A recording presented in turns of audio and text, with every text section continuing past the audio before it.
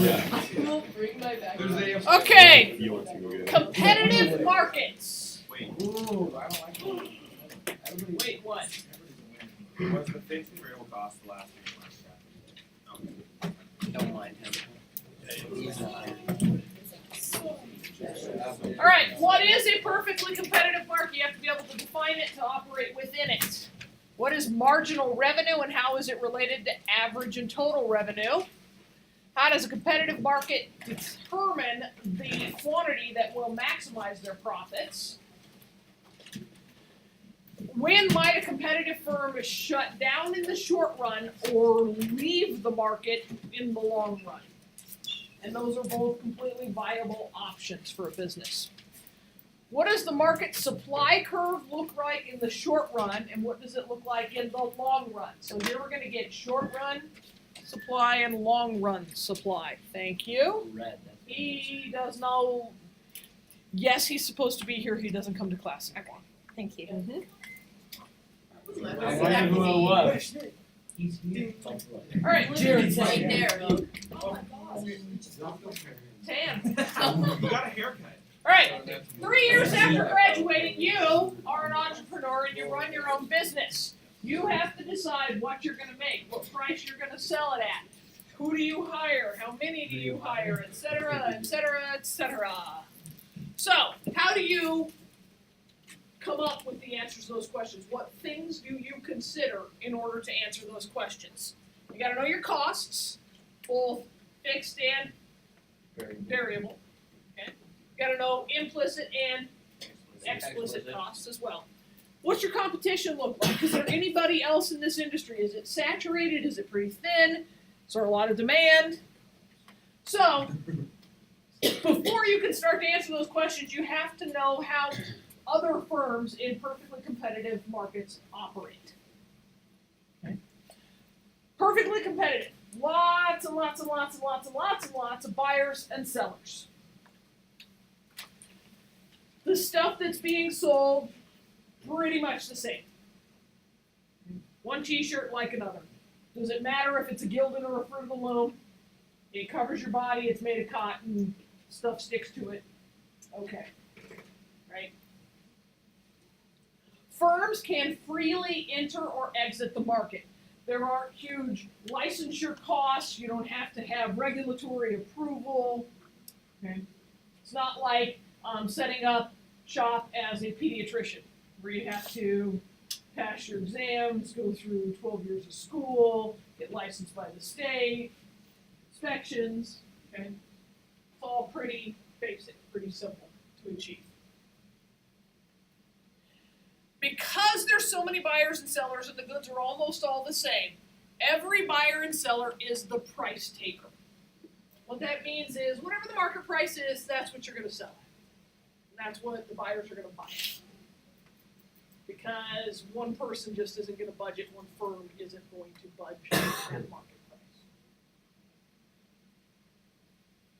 Know this vocabulary term, price taker. Means you buy at what the market sets, or you sell at what the market sets.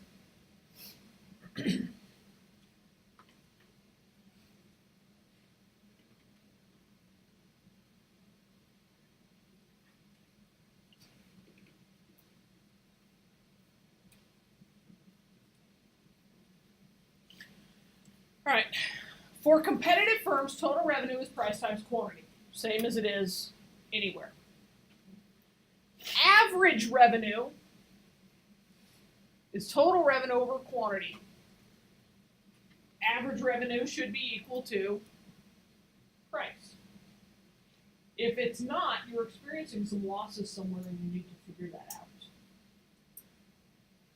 Average revenue should equal price in a perfectly competitive firm. Average revenue should be equal to price. If you think about the math a little bit, this should be very common sense. Yes? Okay.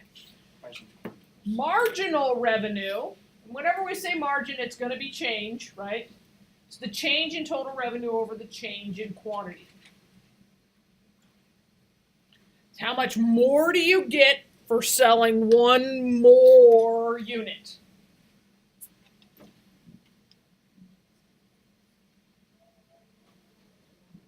Can you envision a scenario where your marginal revenue is not worth it? There should be. If there weren't, we would be awash in overstocked goods.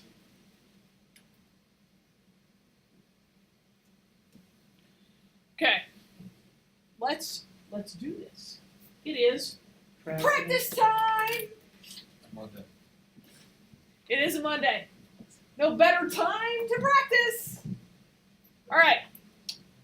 We are selling 0 at a price of 10. What is our total revenue? 0.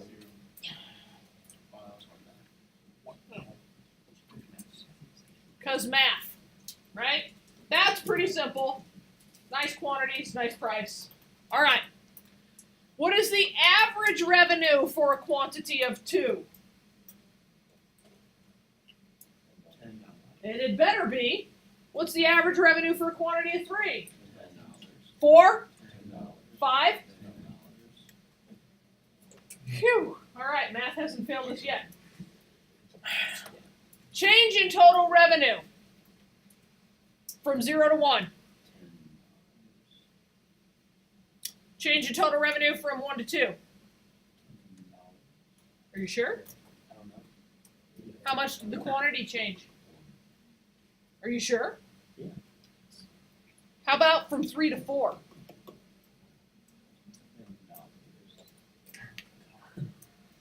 No.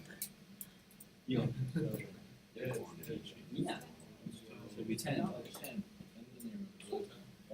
Because the quantity only changes 1 each time, and the revenue's still 10. It doesn't change, so yeah.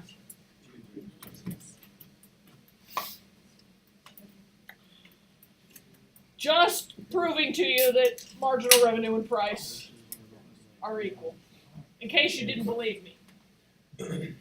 All right. For a competitive firm, marginal revenue is going to equal price. If it stops equaling price, guess what? You're not competitive anymore. It's time to think about shutting down, short run, or exiting, long run. At the point at which your marginal revenue doesn't equal your price, it's time to start thinking about getting out. If you are competitive, you can keep increasing your output and you don't change the market price, meaning your revenue should keep increasing. Your total revenue should keep increasing. So each 1 unit increase in quantity should cause revenue to increase by the price.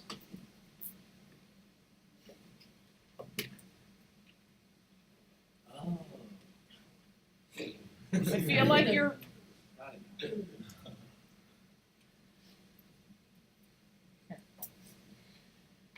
This only works in a competitive market. If you're in an oligopoly or a monopolistic market, none of this applies. That's a mess. Yes, sir. So this is just a question about monopolies, and I was thinking about it because I heard on the radio that Mankiw was closing. Yes? So their competition is like Cabela's and Bass Pro. Big Bass Pro. And every surplus store around. Oh, surplus. I forgot about that. And certain subsections of Walmart and Chpt. Target. Here, locally, nationally, there's lots of competitors. Lots All the of way down competitors. here. We don't have REI around here because there's not all that much outdoorsy stuff. But are they really? Where? Yeah, I thought they were gonna build one at Boston, or I heard they were doing one. Oh, okay. Well, REI would be actually a far more robust competitor than Canada. REI is so. REI? Yeah. Have you heard of them? REI, if you buy something, no matter what happens to it, you can return it and get all your money back. I don't know what you just All right, profit maximization. You can buy produce using. What quantity is going to maximize our profit? To answer that, you got to think at the margin. You gotta think about if your profit increases the right amount each time you increase quantity. So, if you increase quantity by 1 unit, your revenue goes up by the marginal revenue, which is the same as the price, okay? Your cost also goes up by the marginal cost, the additional cost of producing one more unit. The question is your marginal revenue offsetting your marginal cost? Yes, sir? It's gonna be built on 72nd Okay. Yard. 24,000 square foot. That's big for Omaha. It's gonna service the center sneaker. If they get that started. Yeah. What's the date on that article? 2014 was when the negotiations were started. Yeah, the tax incentive financing, the TIF financing has fallen through on Crossroads a couple of times, so I don't know if that still holds or not. Okay. If your marginal revenue exceeds your marginal cost, you're making more than it's costing you to make that unit, you should go ahead and make the unit. Doesn't that make sense? You're going to profit. Okay. If your marginal revenue is less than your marginal cost, you're going to lose money, and you might not want to make that additional unit.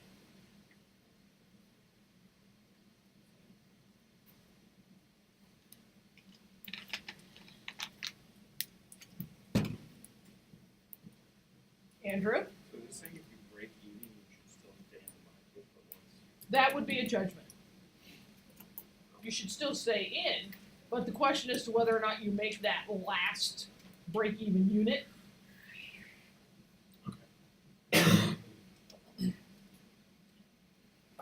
All right, so this should look familiar. Now we add in total cost. So what's our profit at 0 units? $0. How's it cost? What?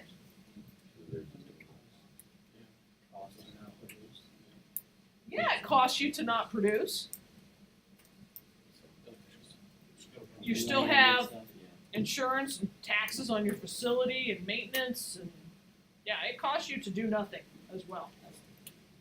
Jared, where do you store your equipment? Your parents' garage? Garage. You have a shed? Okay, so it's in the garage. Is there room for all the cars in the garage? Okay. If you have one more mower, would there still be room for the cars in the garage? Yeah, maybe. Maybe. It'd be a little tight. Let's say you had a new riding mower. New riding stand, there wouldn't be room. So there would be a cost to having that. You'd have to have a storage facility, or build a shed, or one of the cars would have to sit out, right? There's a cost. Is there a cost for you to not be doing business right now? What is it? Well, the cost. What's your total cost right now in So I December? have to, like you said last time, I have to get everything stored away, and that takes my time. And some money. There's implicit costs there, yeah. All right. So what's our profit? We're losing money not producing anything. So it's bad to not produce. This is why seasonal businesses have a difficult time. If you're a landscape business, you have a hard time. What do many landscapers do in the off season? Snow removal. That's great. It's a great way to offset that lost cost. But it has to snow. Those guys are sitting at home crying when they watch things like the Bills game yesterday. Or the Army Navy game on Saturday. They're crying. Okay? Because not only are they not making money off the landscaping, but they have those sunk costs in blades and snow blowers and the maintenance of that stuff that's also not producing them any income right now. Okay? So they're double losing money. It's like they have 2 businesses. Okay? At least if you're a lifeguard, other than having to maintain your certification and maybe take a renewal CPR class or something, you're not losing money in the off season. And there are indoor pools where you might be able to get a job But seasonal work is hard in terms of profit maximization. All right, so the change in profit. Our first unit we sell for $10. It costs us $9 to make the first unit. So we make a profit of 1. We sell 2 units at $10. Total revenue is 20. Total cost is 15. We make 5. Now look here at quantity of 3 and quantity of 4. Our profit is the same. We're making $7 whether we sell 3 or whether we sell 4. So Andrew asked me earlier if it's the same, do you still make that extra one? Do we make unit 4 or do we stop at 3? Stop at 3. No, you make unit 4. Why would you give up $7 more of profit? You're still profiting 7. Would you make 5? Yes. No. Yes, you're still You're making still money. profiting 5. You're still making money. You should make it. You may not be making as much as you did, but you're still making money. Now, if your goal is to maximize profit and stop right there, what you should do? You should stop at You would make 4. 3. So when things start going down. When your change in profit, okay, you make that 4th one. You do not make the 5th one. Oh yeah, it would be bad. That unit 6 would be bad. Now obviously nobody's going to be in business to produce 4 of something. These would have multipliers on them. There would be zeros. Okay. Alright. At any quantity where marginal revenue exceeds marginal costs, your profit is going up. At any quantity where marginal revenue is less than marginal cost, reducing the quantity is going to increase your profit. So you should not make 5, but you should make 4. Marginal costs. Start learning this graph. It's not P and Q, it's cost and Q. It's cost and Q when we're talking about marginal costs. Okay? Marginal cost is costs in Q, not P and Q. The supply curve is not the supply curve, it's the marginal cost curve, and these are capital letters, and that matters.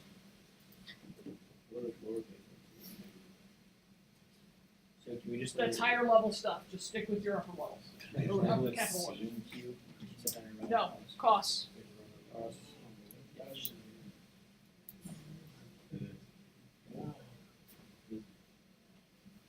Were you gonna explain like how our finals were? Or is it just gonna be like? Your final is going to be excerpted portions of an actual AP exam. And it's going to be more short answer than multiple choice. But it will be, I will carefully craft it to fit in the required time. The required time and how much? Which, just like the AP exam, some people will finish and some won't. An hour and It 45 will minutes. also be scaled as to where 60% of the AP exam is passing. It's actually at about 45% for the macro. I have to look at the numbers for AP macro. I think it was like You get 40%. So then a 45% would be good. 45 you get like a 3. No, 45. 45, yeah. That's all I know is actually. So we take this in back at the end of the year, right? We take the year. Do we get like Solid. a hack or anything? You have to come to the. Yeah, if you're still in macro, I'll be giving you review stuff all the way through. Then it's on you to come to me. Yeah. Yeah, and my recommendation would be, what, you're taking government? Yeah. So here's, why do you have to take government? Because that's what big enough money decided. So here's the thing, they encourage you to take government as a junior because of the mainstream knuckleheads who might fail it and need another year to pass it. There's no requirement that you take government as a junior. For your greater success on the AP tests, I would encourage you to make a change and take this second semester and take government in your senior year. It's entirely up to you. But if you sit and let this go dormant, Then forget all. Or take a night class in government, and then you can just test out of it. but if he wants the AP credit. So, you think about it, but there's no hard pat requirement that you have to take government as a junior. That's just what they push because of the folks who will fail and need another year to make it up. And is it government that's like us? Fuel enrollable. And you pay $250. But make sure it's You don't even have to higher. take AP. Yeah, they're like, what? All right. Bro, Ooh. you're an idiot. Wait, what are Quantity A. Because I don't ask. I can't help that you're stupid. So we put a marginal revenue line on the graph. We say at our first quantity, marginal cost is less than marginal revenue. So we should sell more. So we're going to increase our quantity because we want to raise our profits.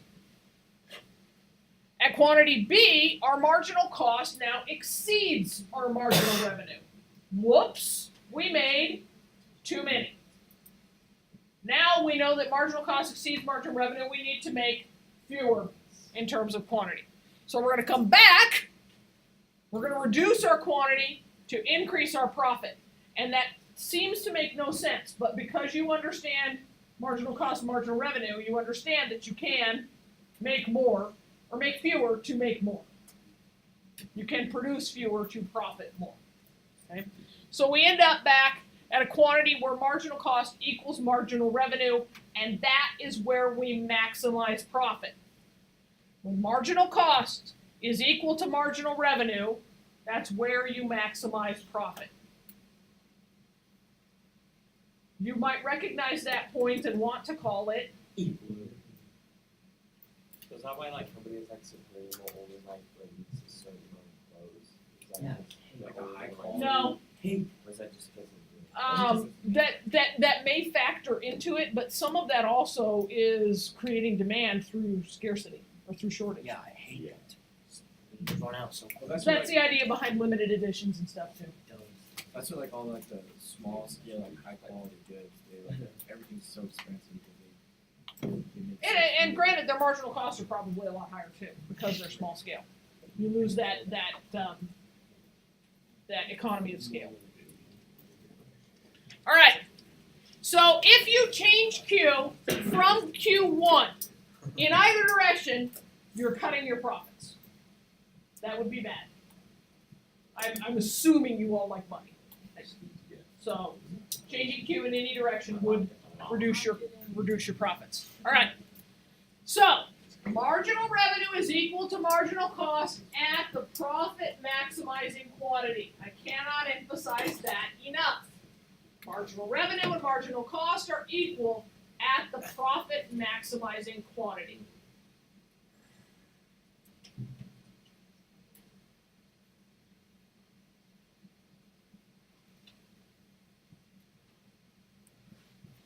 If the price goes up, look what happens to the marginal revenue line.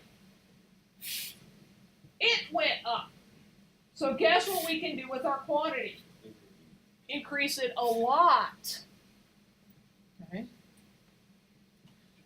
So the marginal cost curve and its intersection with marginal revenue. And marginal revenue is always going to be horizontal. Marginal cost curve and its intersection with marginal revenue is going to tell you your profit maximizing quantity. So on the graph, you're making more money with P2 because it's higher up. Price increased.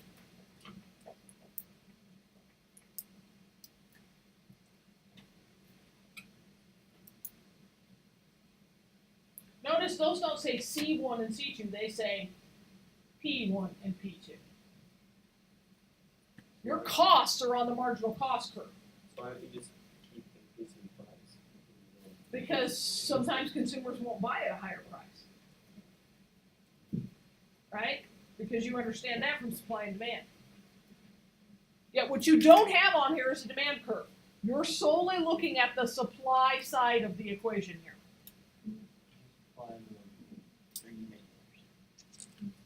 You're just trying to determine the quantity where you're hoping demand will intersect. So they can, like, the supply can be at the P2 and Q2, but if demand's not there, then they have to shrink down. Exactly.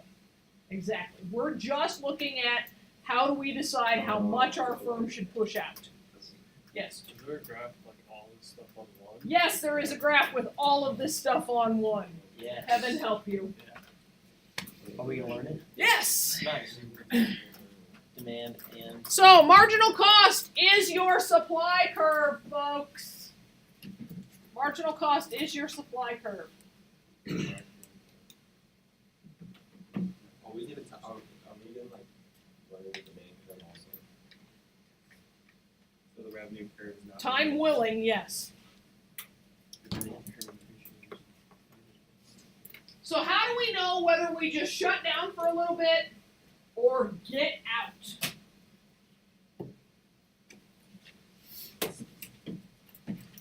Short term, we shut down because things are bad, but we expect them to get better.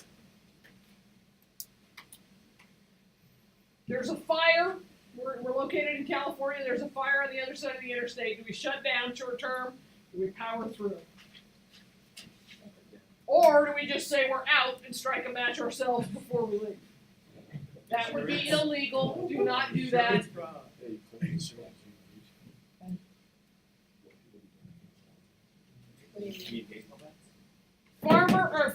Fishermen in the Gulf after the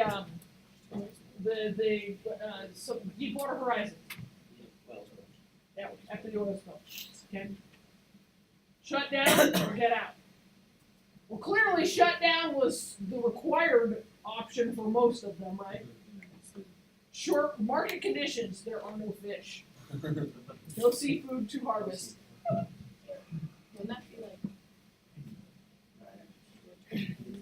Exit is we're selling the fish, we're selling the boat, and we're hitching up the house to the truck, and we're leaving.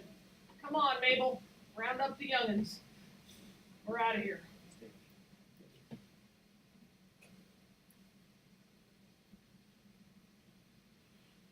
The big difference between the two is when you're shut down, you're still paying your fixed costs. When you get out of the business, those fixed costs go away.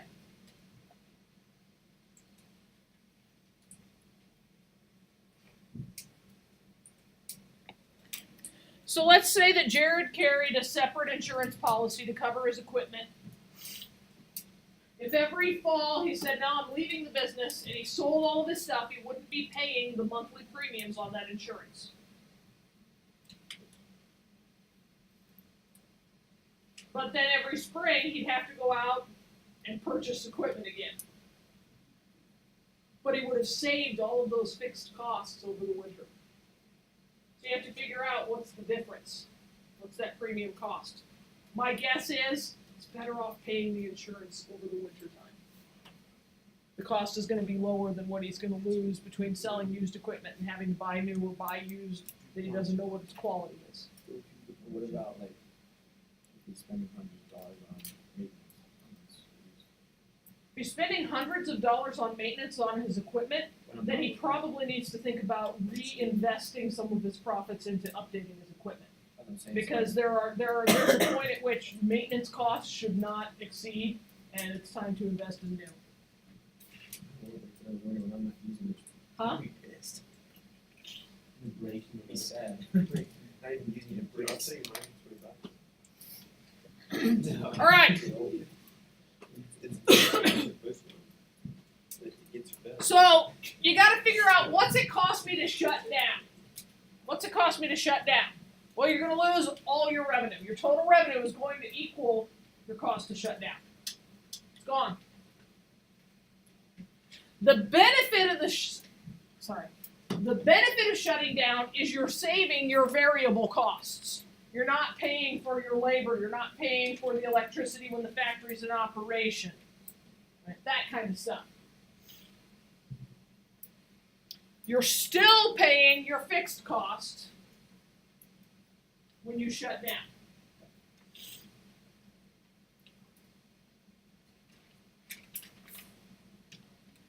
So you should shut down if your total revenue is less than your variable costs.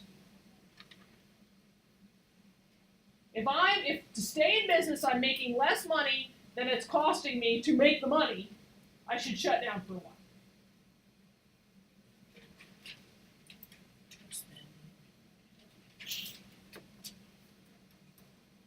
That is a truism too. So divide both sides by your quantity. And you shut down if your price is if your price is less than your average variable cost. How many of you are regretting not having fully learned the vocabulary from the prior chapter? Okay. I didn't learn it, I'm learning it now. Guys, when you get to college next year or the year after, you have to study every night to make sure that you lock in what was taught that day so that you aren't totally swimming in bewilderment the next day in class. And you've got to figure that out real quick. For some of you, I hope you're figuring it out right now. Because you reach a point, much like if your price is less than your average variable cost, you'll reach a point in those college classes where your understanding is less than the investment to try and get caught back up. And it's like trying to outswim a tsunami. No matter how hard you paddle, you ain't gonna make it. And that GPA is permanent. Yes, Austin? You're a C. Yes, you may use the restroom. All right, here it Oh my is. goodness. Here it is. What? Yes. There would be a few more.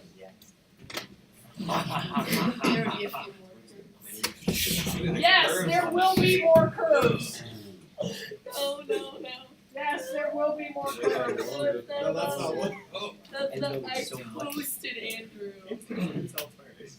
Oh god. Oh. All right. I'm so sorry. So your average variable costs. Why does your average total cost come out higher than your average variable cost? Because it includes fixed cost. Oh, that says C on it. So if it includes fixed costs and fixed costs are fixed, why aren't these perfectly parallel? What did you say? If average total cost includes fixed costs, and we would be adding that to the variable costs, why aren't they perfectly parallel? This priced too. Wait.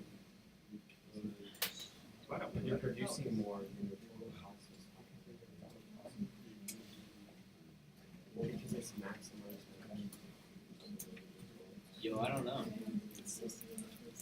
Maybe Right? You're maximizing your total cost should be lower. well, fixed costs don't always stay the same. Yeah. I mean, wait, I don't know. I'm so confused. Mark? Is it because that you produce more quantity of the Yes. What? You reach a point wherever the nadir of that curve is. And by the way, the marginal cost curve should intersect each of these curves at their lowest point. If your marginal cost isn't intersecting each of these at the lowest point, you're doing business wrong. Oh. Okay? You reach a point where your costs begin going up, and your variable costs will go up at a rate higher. All right. If price is more than the average variable costs, then you should produce at a quantity where P is greater than marginal cost. Okay? So you should not produce down here. You should only produce here. There is a reason we're emphasizing this. You're gonna see it. Always want to produce below your total cost.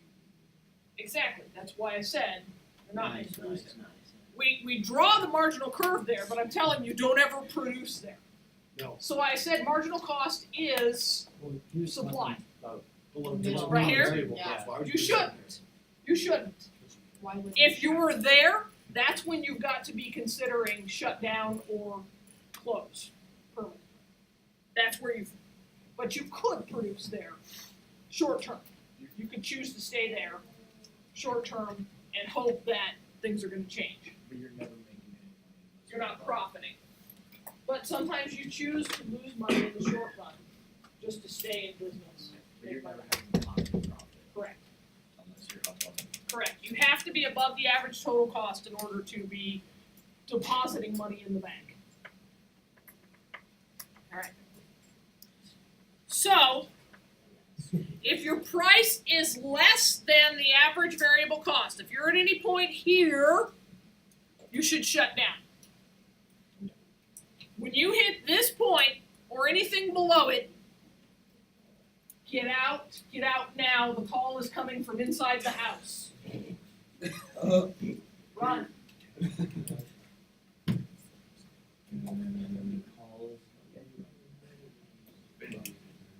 Oh.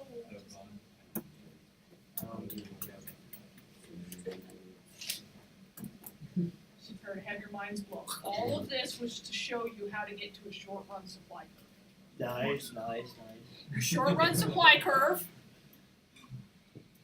is your marginal cost above the average variable cost.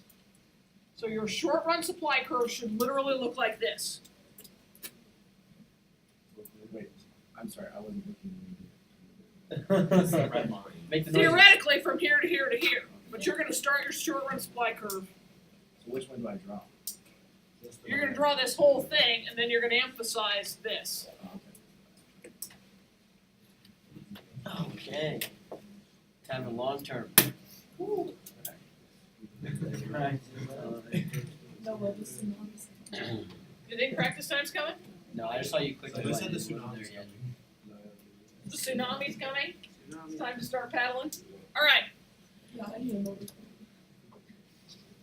I love things that are irrelevant. And in terms of determining whether or not to shut down or to get out, sunk costs are irrelevant. You already spent that money, you aren't getting it back. So you can't say, but I've been in business for 15 years. Yeah, and you profited for 15 years or you lost for 15 years. Great, good for you. What are you doing now? But I spent 10 hours studying. Yeah, clearly didn't pay off, sorry. It's a sunk cost. I can't get you that 10 hours back. What are you doing to move forward? Okay? Sunk costs should be irrelevant. Folks, if you decide you're going to be a neurosurgeon and you end up, you're 8 years into med school, and you figure out that the sight of the human brain makes your knees go to jelly and you want to pass out on the patient on the table, your sunk costs are irrelevant. You're not going forward in that career. I don't care how much time and money you've invested. You clearly can't become a neurosurgeon. So figure something else out. Maybe dermatology is better for you. Blackheads are better than gray matter in your circumstance. Whatever. Oh, that sounds like Okay? Yes. Yes. Human nature, guys. Hey, human nature makes us want to consider that stuff.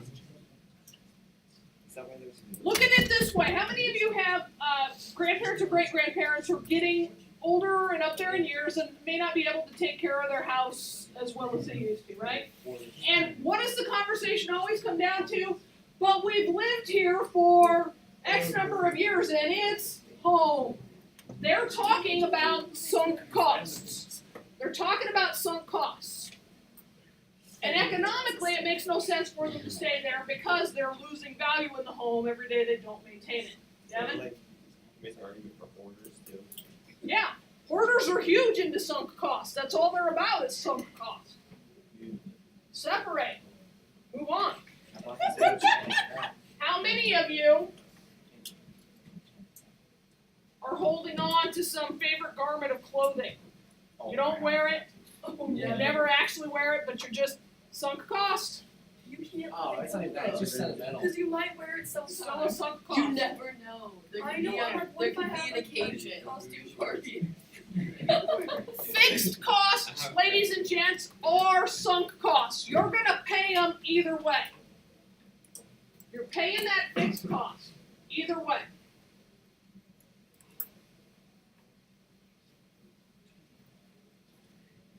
For those of you who hold a license, there are fixed costs. If you are a licensed driver in your family's household, you are on the insurance policy, you're costing a lot more money per month. Whether you're actually driving or not, it's a fixed cost. So should you drive? Yeah. You shouldn't consider the fixed cost in answering the question, is my point. Doesn't matter. The cost is there. Fixed costs don't matter. Sunk costs don't matter. The only thing that matters in this decision is the variable cost. Revenue lost should equal your total revenue. That tells you when you should get out of, what it's going to cost you to get out of the market. Your total revenue is what you're going to lose to get out of the market. If you're going to save an amount equivalent to your total costs, you maybe should get out. Your major benefit here is that fixed costs will stop. If you go to the state and turn in your license, those fixed costs of that monthly insurance premium, they stop. You're no longer a licensed driver. The fixed costs stop.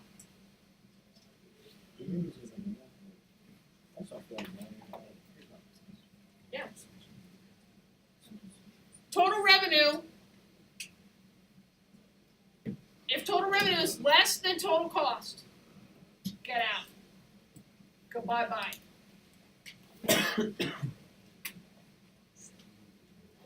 Does that make common sense to you? Yes.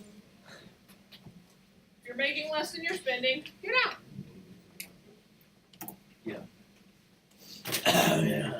So you exit the market if your price is less than the average total cost. Exit the market if price is less than average total cost. We'll pick up on slide 17 tomorrow.